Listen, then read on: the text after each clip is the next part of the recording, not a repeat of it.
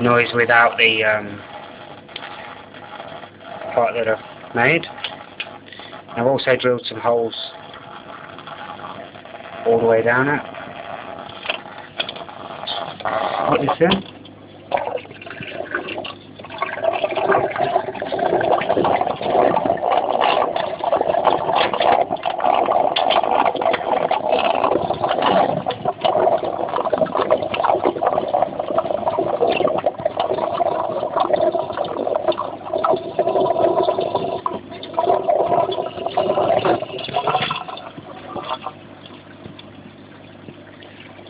There you go.